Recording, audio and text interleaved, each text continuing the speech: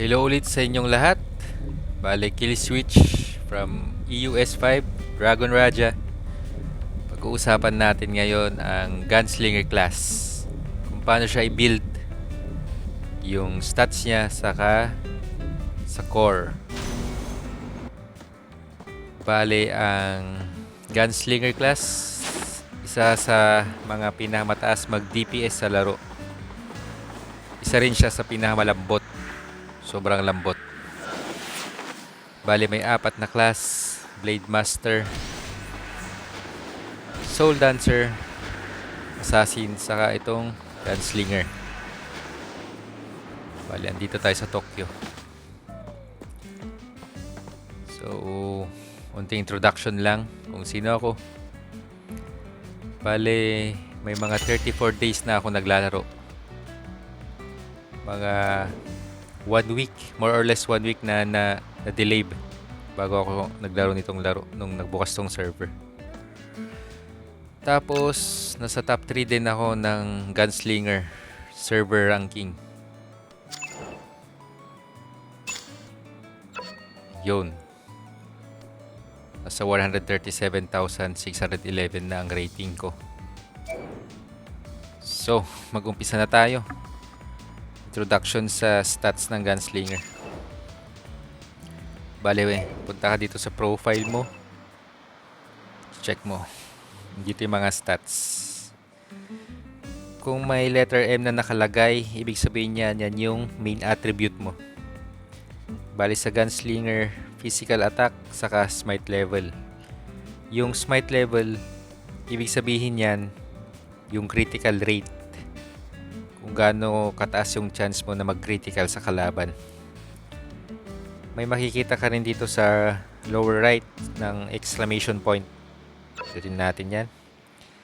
Bale, nakalagay con, str, int, dex, saka ins. Bale, yung con o constitution, yan yung parang beat o defense sa ibang laro. Bale, 1 point adds 400 HP, physical defense by 2, magical defense by 2, crit resistance by 2. Strength naman o STR, 1 point adds 120 HP, physical attack by 5, armor penetration by 2. Intelligence o int, yan ang pinaka less priority natin kasi hindi ganun kaganda yung bigay niya. HP by 120, multi-strike by 2 per 1 point ng int. Sa dex naman o dexterity, 1 point adds 240 HP, physical attack by 2, critical rate by 6, multi-strike by 2. Saka sa ins o lagi ko itong nakakalimutan anong ibig sabihin ng ins. Insight. Bale, 1 point. Ang insight parang wisdom naman sa ibang laro. 1 point adds 240 HP, physical attack by 2, attack penetration by 4, cooldown rate by 4. Bale, maganda rin yung bigay niya kahit hindi siya yung main stat. So, ayun. Mag-upisa tayo sa core build. Uulan na naman. Yan, ilabas niya yung payong niya. Upisa tayo sa core build. Bale, normally, ang core build ng Gunslinger is 9 wind. Bale, puno to. 9 wind. Tapos 9. 5 fire, tapos 2 earth. Yan yung normal build ng Gunslinger. Pero ginawa ko kasi medyo nag-search ako, nakita ko doon sa China server, kung China ba yun. Lahat ng nasa 100 plus na sila. Lahat ng DPS character nila, lahat ng DPS class, ganito yung setup nila. Bale, sa Gunslinger, sa Fighter, sa DPS na sa DPS na Blade Master saka dun sa bagong class na site. Bale, 9 fire, 5 water, saka 2 wind. Explain ko rin yung medyo na-search ko. Nag-focus sila sa P attack kasi sa strength. Kasi sa physical attack, ang laki ng tinataas niya. Sa water, sinabi ko kanina, maganda rin yung bigay niya. Bali, yung bigay niya yung insight sa water. Tapos sa wind, sa dexterity naman ang bigay niya. Sa earth, wala nang naglalagay ng earth kasi hindi na priority sa high level ang defense. Saka sa gunslinger, may skill kasi tayo na pangtakbo. Invisibility. Bale ito. Yan, stealth camouflage. Kapag ikaw binabanatan, yan, takas ka lang. Hindi ka na makita ng kalaban.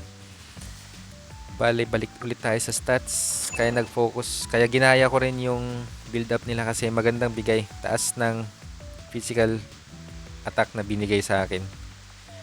Yung smite level niya kasi o yung critical rate nakukuha ko sa ibang item. Kaya nahahabol din kahit papaano 37,000. Bale, yung strength yan, yung fire core. Kaya maganda yung bigay. Tapos yung insight yan yung water core.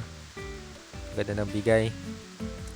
Tapos sa dexterity naman, yan din. Kaya less priority kasi yung physical attack niya by 2 lang.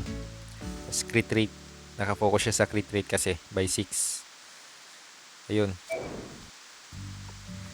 Wala namang perfect build, walang perfect core. Kung ano ang game ayusin mo yung core mo, depende sa game style mo. Kung gusto mo mataas ang defense mo, damihan mo yung earth core mo para medyo makunat ka para sa constitution.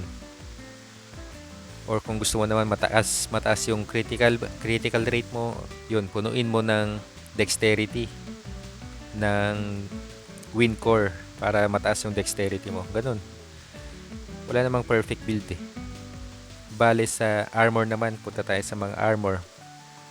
Sa gear.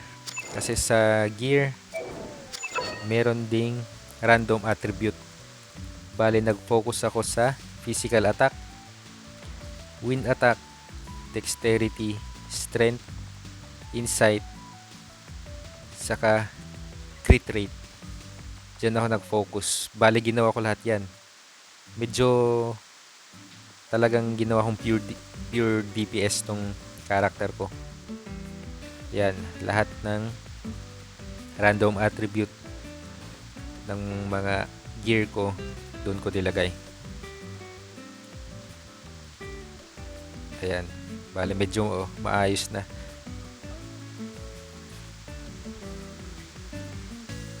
Ayan. Bale kasi yung ibang nasa top ranking ng mga player, kung ano lang yung makita nilang mataas na stats, yun na yung nilalagay nila sa gamit nila para tumaas yung rating nila. Bale, yung iba dito kasi rating over stats, pero mas maganda kasi balance, rating plus stats.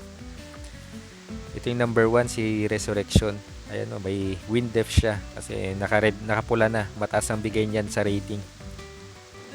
Ayan, may CDR din siya. Maganda rin naman ang CDR pero hindi natin kasi alam kung ilang CDR ang kailangan para mabawasan yung cooldown rate ng mga skill natin. Ayan. Priority nila yung rating nila. Ayan o. Kikita mo sa mga item niya. Priority nilang mga rating. So, ayun. Kunting kaalaman lang sa stat build ng Gunslinger. Kung may tanong kayo, comment nyo lang.